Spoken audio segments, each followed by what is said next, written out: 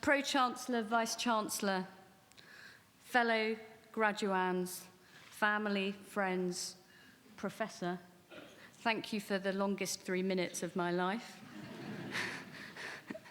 It's quite hard to sit there and hear all these things, but it is a particular joy and privilege to share in the great day of those who really deserve their degrees today.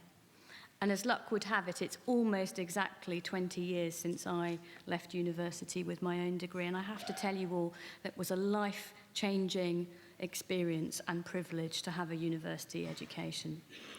There's a lot of nonsense talked about university education these days, as if too many people have it and the country can't afford for so many people to have it. Let me tell you, that is a debate that people have about other people's children, not their own. I remain incredibly grateful for my education, and I celebrate yours. And as I say, you got the real degrees today, and I'm just absolutely delighted to share in your glorious moment.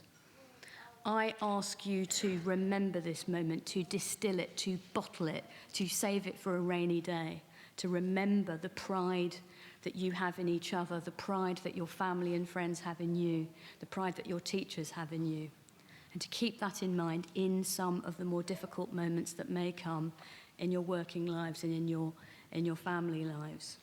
I'll be honest, 20 years ago was not a great moment to graduate from university either.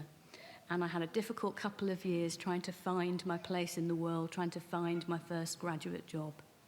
But if I knew then what I now know, I would say to the 22-year-old instead of the 42-year-old Shami, hang in there.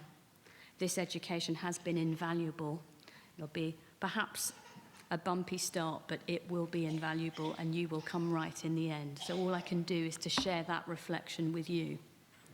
And if the 22-year-old could have spoken to the 42-year-old with hindsight, I think she might have said, goodness me, your generation didn't do such a brilliant job, did they?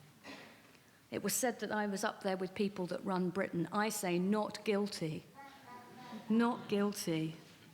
I'm afraid that my generation of 40-somethings didn't do such a brilliant job always of banking, of politics, and I'm afraid sometimes of journalism, though those great institutions are so important in a free society. They sometimes lost their way.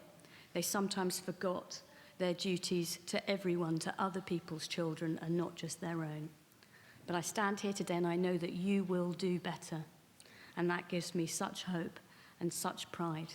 Congratulations and thank you all so much.